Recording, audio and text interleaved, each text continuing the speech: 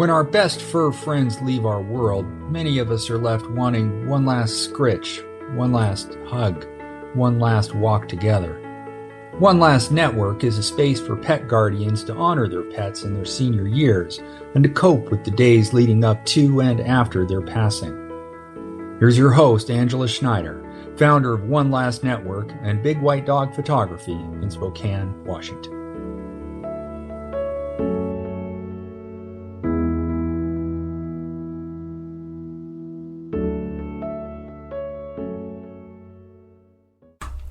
Hi, we're back. I took an extra couple of weeks off because the holidays can be rough, and this past one was particularly so.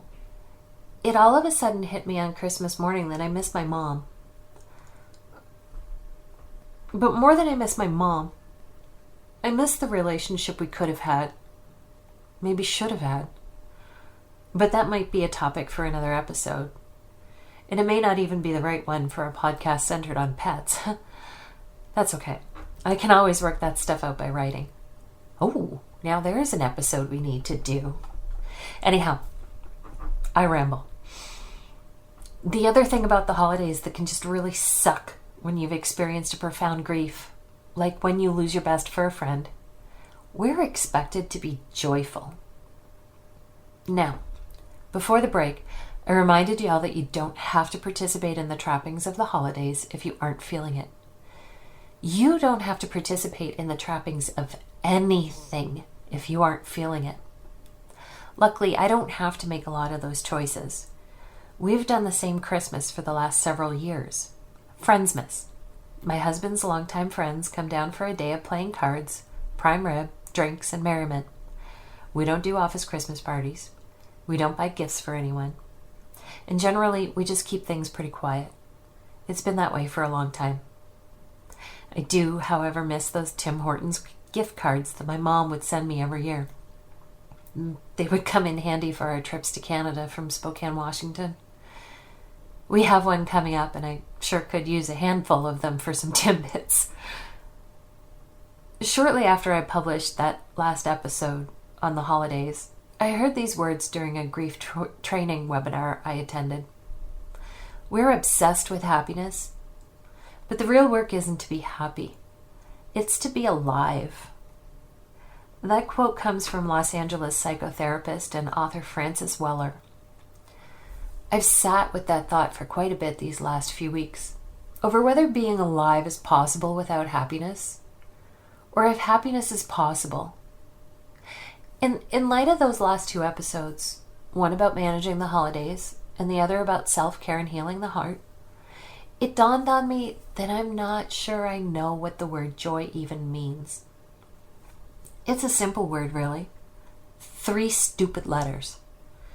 It conjures up images of smiles, laughter, I don't know, children playing in a park and letting balloons go into the sunlight, whatever.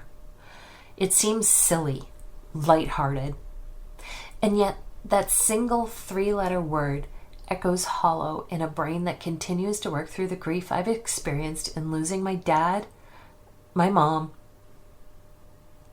and my sweet boy, my gentle giant Shep.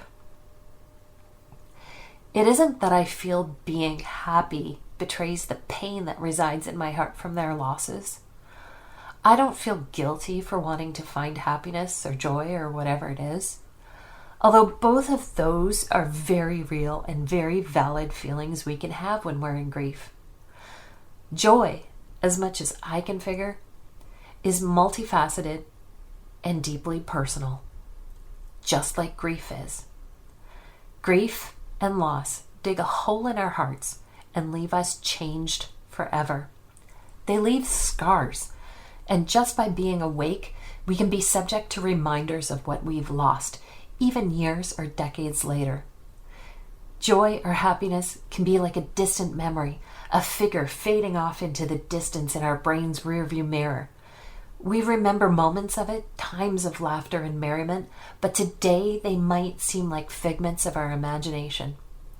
And while we might laugh at funny things, we never truly feel it in our hearts. Our eyes don't always light up at the sight of things that maybe once moved us to a sense of happiness.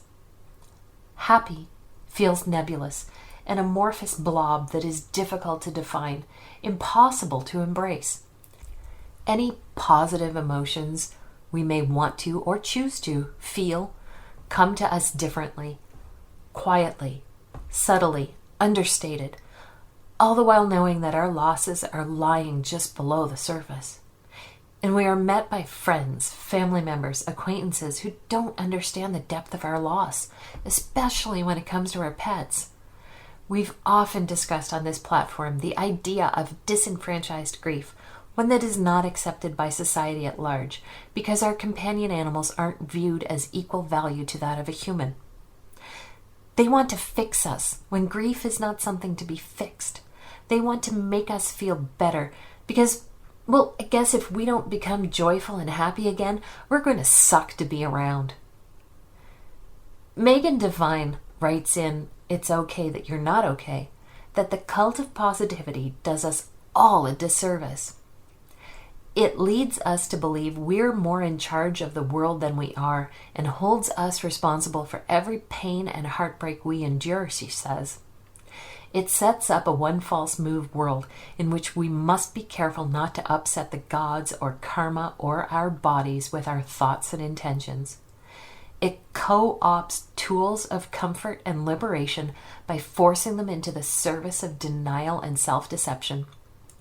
It makes us speak useless platitudes to those in grief, harping on some glorious imagined future reward while ignoring their very real and current pain. In a way, I get it. Some people need to be on this quest for joy and happiness and constant positivity. It fills them in a way I have never been able to understand. In truth, even before my losses started piling up, I looked at them as people with something to hide, something darker and maybe even more sinister under the surface. That's at least the story I told myself for my own entertainment. I mean, I like to make up stories about people, don't you? But someone else's grief and loss can make someone acutely aware of their own vulnerability to it, to their own mortality even. Grief is hard. No, it's not hard. It fucking sucks. It shatters the world we know, the fragile sense of peace we may have found on any given day. And what the positive people don't know is that to sit with someone in their grief, rather than to dismiss it with, you can find joy in your new dog, or go for a walk with his leash, it will make you feel better, is as beautiful and profound as their love for their pet is. To witness someone's grief is often to see the rawest of emotions take hold. To acknowledge and validate someone's pain is to give them their space in the world, to allow them to feel accepted and a little normal at this time when nothing feels normal, whatever normal is. We connect over this shared human experience, these moments that are a very real part of the human experience, and we start to truly understand what the word empathy means. We recognize and understand that this pain, this suffering, is a reminder that life is fragile, that we don't have a moment to waste, and how important it is to hang on to and foster the relationships that are meaningful. And maybe to let a few other relationships go.